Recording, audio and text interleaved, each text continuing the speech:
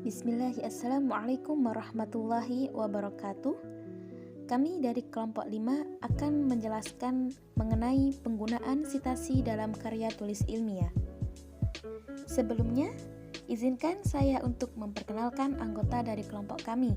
Yang pertama, ada Rifki Khairun Nizar dengan NIM akhir 005. Yang kedua, Mayu Rafikotul Mahmuda dengan NIM akhir 017. Yang ketiga, Dwi Irmayanti dengan NIM akhir 050. Yang keempat, Afif Fadila Zakaria dengan NIM akhir 057. Yang kelima, Rahmada Liha Safitri dengan NIM akhir 070.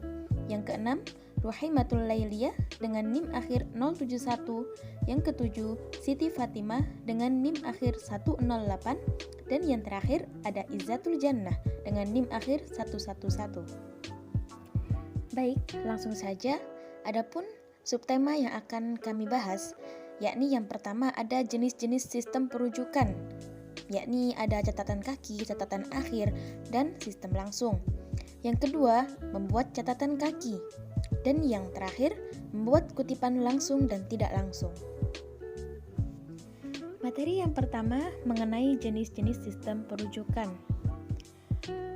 Jadi, sebelum menulis sebuah rujukan dalam karya ilmiah, maka hal pertama yang perlu kita ketahui adalah mengenai gaya penulisan rujukan atau yang biasa disebut dengan reference styles yang terdiri dari banyak model. Beberapa model yang berkembang mengenai gaya penulisan rujukan dalam lingkup pendidikan antara lain ada APSA atau singkatan dari American Political Science Association. Yang kedua ada AMA, American Medical Association. APA, American Psychological Association. Ada MLA, Modern Language Association. Ada CBE, Council of Biology Editors. Ada Turabian, Harvard, dan Van Coulter. Selain gaya penulisan, hal lain yang perlu diketahui yaitu ada model penulisan rujukan. Terdapat dua model penulisan rujukan. Yang pertama yaitu author-led system dan numerical system. Model pertama merupakan model penulisan running note atau in-text author-led citation yang umumnya dianut oleh Harvard Systems. AGPS atau singkatan dari Australian Government Publishing System dan APA System. Namun, model kedua kerap dipakai dalam pola penulisan footnote dan endnote yang dimasukkan ke dalam model Oxford System. Untuk jenis yang pertama, ada catatan kaki.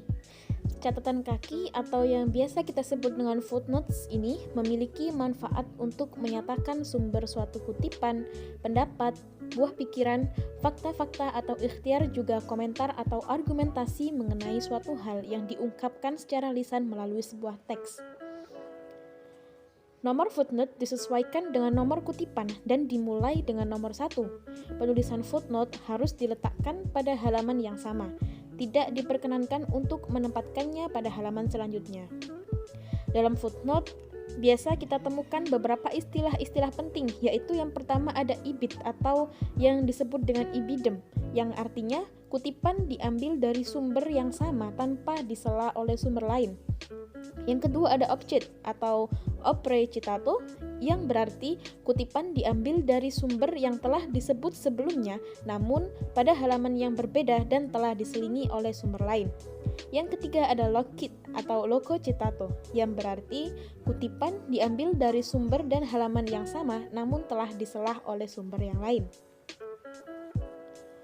Aturan penulisan catatan kaki ini berbeda dengan penulisan daftar pustaka yang tidak mencantumkan halaman.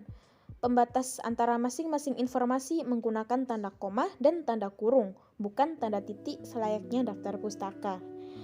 Sumber kutipan dapat berasal dari buku, majalah, surat kabar, wawancara, ataupun mengutip dari sebuah kutipan. Yang kedua, ada catatan akhir. Catatan akhir yaitu suatu perujukan dengan menempatkan informasi rujukan di bagian akhir sebuah karya tulis ilmiah sebelum daftar pustaka. Catatan akhir hampir sama dengan catatan kaki, bahkan ketentuan dalam catatan kaki pun berlaku untuk catatan akhir. Jenis yang ketiga yakni ada sistem langsung. Sistem langsung atau yang biasa disebut dengan body note merupakan sebuah kutipan yang berada di dalam teks. pada body note memuat nama pengarang, tahun penulisan, dan halaman kalimat yang dirujuk dengan ketentuan 1. Nama pengarang yang ditulis tanpa gelar. Yang kedua, tahun terbit terletak pada katalog buku. Macam-macam sistem langsung ada dua. Yang pertama ada kutipan langsung, dan yang kedua ada kutipan tidak langsung atau yang biasa disebut dengan parafrase. Yang pertama, kutipan langsung. Kutipan langsung merupakan kutipan dengan cara mengambil pendapat secara lengkap dari sumber teks yang asli. Tidak ada perubahan sama sekali, baik susunan kata ataupun tanda bacanya. Kutipan langsung hanya digunakan untuk hal-hal yang penting saja, seperti definisi atau pendapat seseorang yang khas. Untuk contoh dari kutipan langsung ini, nanti akan kita bahas di materi yang akhir. Selanjutnya, kutipan tidak langsung atau parafrase. Kutipan tidak langsung ini merupakan kutipan yang hanya mengambil isinya saja dan ditulis dengan bahasa penulis sendiri dengan catatan makna yang terkandung tetap sama dengan isi yang dikutip, seperti saduran atau ringkasan. Dalam penulisan kutipan tidak langsung, penulis tidak perlu memberi tanda petik, akan tetapi cukup ditulis dengan menyebut sumber pengambilannya saja. Untuk materi selengkapnya nanti ada penjelasannya di materi yang akhir. Sekarang kita masuk kepada submateri yang kedua, yakni membuat catatan kaki. Dalam membuat catatan kaki atau footnote ini tidak serumit seperti yang kita pikirkan. Sekarang dengan memanfaatkan teknologi, tentunya sudah sangat mudah membuat catatan kaki, yaitu dengan fasilitas Windows seperti Microsoft Office Word. Catatan kaki bisa dibuat secara otomatis dan perlu dilakukan pengaturan pada komputer atau laptop yang kita gunakan. Berikut itu ada cara atau langkah-langkah membuat catatan kaki di Microsoft Office Word. Jadi langkah yang pertama, tempatkan posisi kursor pada suatu tempat di mana akan dibuat catatan kaki. Langkah yang kedua, klik menu Reference, kemudian pilih icon Insert Footnote. Atau bisa juga dengan kita menekan tombol Alt plus Ctrl plus F, maka Word akan menuju ke bagian bawah halaman. Langkah yang ketiga, isi bagian bawah halaman tersebut yang akan diberikan sehubungan dengan catatan kaki. Yang keempat, untuk kembali ke tempat footnote, klik icon Show Notes. Yang kelima, untuk menuju footnote yang berikutnya, klik icon Next Footnote. Berikut ada contoh hasil penulisan footnote menggunakan Microsoft Office Word. Nah, di situ juga ada penggunaan istilah ibid juga ya, yang berarti kutipan dalam halaman itu diambil dari sumber yang sama, belum disela oleh sumber yang lain. Selanjutnya, kita juga perlu memperhatikan hal-hal dalam penulisan footnote. Yang pertama, nomor footnote agak diangkat sedikit di atas baris biasa, tetapi tidak sampai setinggi satu spasi. Yang kedua, nama penulis dicantumkan menurut urutan nama aslinya, namun pangkat atau gelar seperti profesor, doktor, atau insinyur dan sebagainya tidak perlu kita cantumkan. Yang ketiga, judul buku di garis bawah jika diketik dengan mesin ketik atau dicetak miring jika diketik dengan komputer. Yang keempat, jika buku, majalah, atau surat kabar ditulis oleh 2 atau 3 orang, nama pengarang dicantumkan semua. Namun, jika lebih dari 3 orang, maka hanya ditulis nama pengarang pertama, lalu di belakangnya ditulis et al. Atau DKK. Yang kelima, jika sumbernya berasal dari internet, maka penulisannya harus ada nama penulis, judul web komplit, dan tanggal dokumen tersebut diakses atau di-download. Yang keenam, sumber footnote yang telah disebut apabila akan digunakan kembali, maka tidak perlu menulis ulang, cukup dengan menggunakan singkatan yaitu ibid, opkit, atau lekit yang sudah dijelaskan di awal tadi. Nah, berikut merupakan contoh penulisan footnote-nya. Next, materi kita yang terakhir, yakni membuat kutipan langsung dan tidak langsung. Yang pertama, membuat kutipan langsung.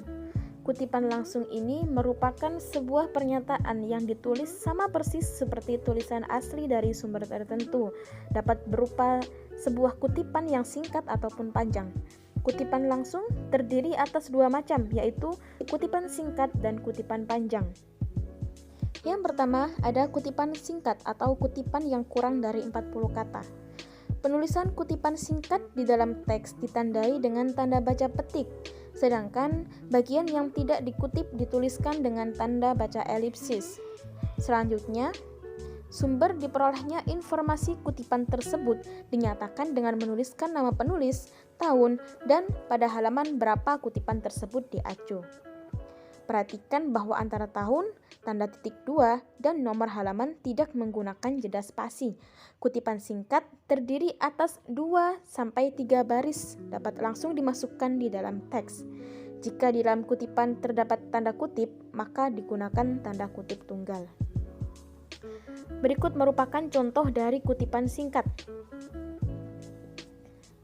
Kesimpulan dari penelitian tersebut adalah terdapat kecenderungan semakin banyak campur tangan pimpinan perusahaan, semakin rendah tingkat partisipasinya karyawan di daerah perkotaan. Ditutup dengan tanda petik. Dikutip dari buku Swignot tahun 1990 di halaman 101. Perlu kita ingat, apabila kutipan yang kita ambil dari bahasa selain bahasa Indonesia, maka penulisannya harus dicetak miring. Selanjutnya ada kutipan panjang atau kutipan yang lebih dari 40 kata. Dalam kutipan yang berjumlah 40 kata atau lebih, maka kutipan ditulis tanpa tanda kutip dan diketik dengan jarak 1 spasi. Kutipan ditulis 1,2 cm dari garis tepi kiri dan kanan dan diketik spasi tunggal. Jika dalam kutipan terdapat paragraf baru lagi, alinea dimulai 1,2 cm dari tepi kiri garis teks kutipan. Sumber acuan untuk kutipan panjang ditulis dengan cara yang sama seperti pada kutipan singkat. Tetapi kutipan ini tidak termasuk dalam teks paragraf. Kutipan panjang ditulis terpisah dari teks, jadi dituliskan sebagai paragraf sendiri dengan ukuran huruf yang lebih kecil daripada ukuran huruf teks. Kutipan semacam ini biasa dikenal sebagai kutipan blok. Berikut ada contoh penulisan kutipan panjang. Selanjutnya mengenai pengutipan yang sebagian dihilangkan. Apabila dalam mengutip kalimat langsung, terdapat kata-kata dalam satu kalimat yang dihilangkan, kata yang dihilangkan diganti dengan 3 titik. Seperti yang ada di contoh. Dan apabila dalam mengutip langsung ada kalimat yang dibuang, maka kata-kata yang dibuang diganti dengan 4 titik. Bisa kita lihat di dalam contoh.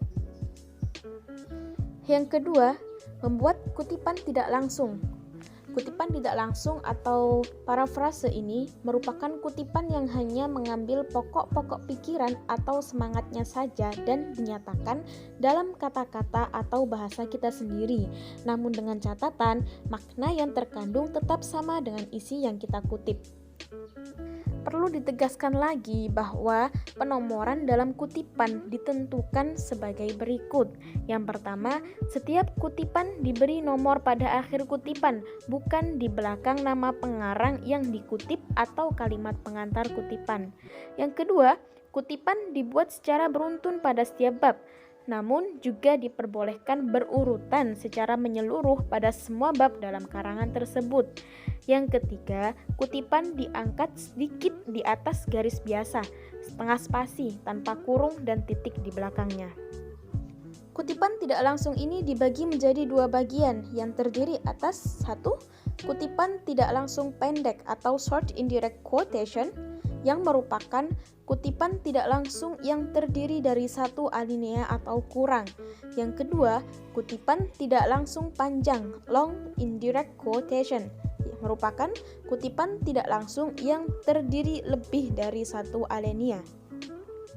Selanjutnya, cara penulisan dan contoh kutipan tidak langsung. Seperti yang kita ketahui bahwa cara menulis kutipan tidak langsung adalah dengan melakukan pengutipan menggunakan bahasa penulis sendiri tanpa adanya tanda kutip. Berbeda dengan kutipan langsung, cara penulisan kutipan tidak langsung adalah sebagai berikut. Yang pertama, kutipan ditulis ulang dengan gaya bahasa kita sendiri. Dalam menulis kutipan tidak langsung, maka dalam menulisnya kita harus benar-benar menggunakan bahasa kita sendiri sesuai dengan apa yang kita pahami dari teks yang kita kutip. Dalam menulis teks yang kita kutip secara tidak langsung, kita juga tidak perlu memberikan tanda kutip pada teks yang kita kutip tersebut.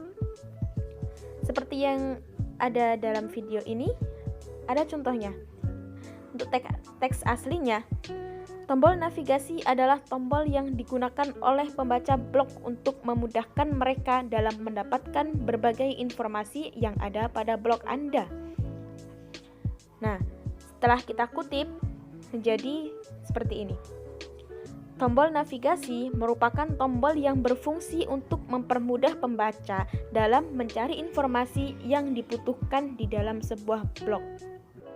Jadi kita menuliskannya sesuai dengan pemahaman kita dan menggunakan bahasa kita sendiri. Cara yang kedua, yakni diakhiri dengan nomor kutipan dan tidak menggunakan tanda petik. Di poin sebelumnya, sudah dijelaskan bahwa kutipan tidak langsung tidak perlu menggunakan tanda petik di dalam kutipannya. Sebagai gantinya, kutipan tidak langsung tersebut diganti dengan nomor kutipan yang menerangkan sumber dari kutipan tidak langsung tersebut. Seperti yang ada di contoh, jadi kita tidak perlu menggunakan tanda petik dalam kutipan yang kita ambil. Yang ketiga, jarak spasi. Terkait spasi, ada perbedaan jika kita ingin mengutip kutipan yang lebih dari 4 baris dan kurang dari 4 baris. Kita bisa memberikan jarak spasi 2,5 cm. Jarak antara kutipan adalah 1 spasi dan tidak boleh dimiringkan. Kutipan boleh menggunakan tanda petik ataupun tidak.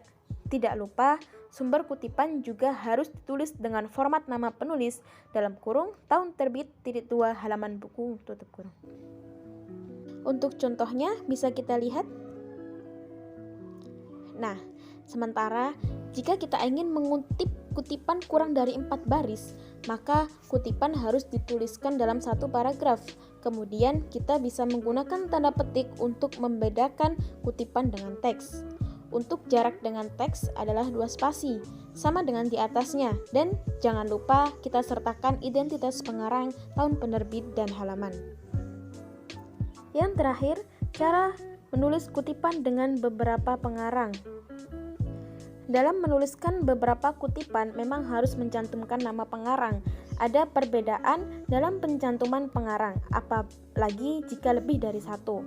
Jika menggunakan referensi yang ditulis beberapa pengarang, maka kutipan ditulis dengan format nama-nama pengarang, tahun terbit buku, dan letak halaman yang ditulis dalam satu karangan. Tanda titik koma digunakan untuk memisahkan setiap nama pengarang. Seperti yang ada di contoh. Titik-titik-titik dalam pembangunan ekonomi dalam kurung Rahman, 1997.28,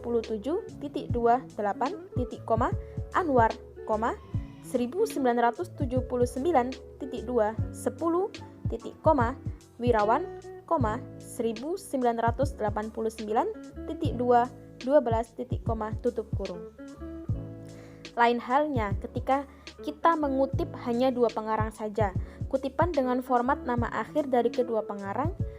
Jika lebih dari 2, maka kita juga bisa menggunakan kata DKK dan kawan-kawan. Dalam penulisan nama pengarang, kita perlu memperhatikan letak tulisan. Kutipan dengan nama pengarang ditulis sesudah kutipan. Untuk menuliskan kutipan tidak langsung, buat kalimat pengantar yang sesuai dengan topik kutipan yang kita ambil. Kemudian, tulis nama akhir pengarang, tahun terbit, (2) dan nomor halaman di dalam kurung. Baik, mengingat kita sudah menyelesaikan materi kita sampai akhir, selanjutnya saya akan menjelaskan kesimpulan dari materi yang telah kita bahas. Jadi, dalam proses pembuatan karya ilmiah akan lebih baik jika dilengkapi dengan sumber-sumber perujukan seperti catatan kaki atau yang kita sebut dengan footnote, catatan akhir, serta kutipan langsung dan tidak langsung. Ketiga unsur ini memiliki peran dan fungsinya masing-masing. Salah satu fungsi dari ketiga unsur ini yaitu sebagai penghargaan atas pendapat dan karya orang lain sekaligus sebagai perujukan bagi pembaca. Dalam sebuah karya ilmiah, biasanya kutipan dapat ditemukan dalam teks bacaan. Akan tetapi, kutipan juga bisa ditemukan pada catatan kaki. Catatan kaki terbagi menjadi dua jenis, antara lain footnote dan endnote. Footnote terletak di bagian bawah halaman dengan ukuran teks yang lebih kecil. Kutipan juga terbagi menjadi dua, yaitu ada kutipan langsung dan kutipan tidak langsung. Kutipan langsung yaitu kutipan dengan cara mengambil pendapat secara lengkap dari sumber teks asli, tidak ada perubahan baik susunan kata ataupun tanda bacanya. Sedangkan kutipan tidak langsung merupakan kutipan yang hanya mengambil isinya saja dan ditulis dengan bahasa penulis sendiri, dengan catatan makna yang terkandung harus tetap sama dengan isi yang kita kutip. Mungkin hanya ini yang dapat kelompok kami sampaikan, kurang lebihnya kami mohon maaf yang sebesar-besarnya. Wassalamualaikum warahmatullahi wabarakatuh.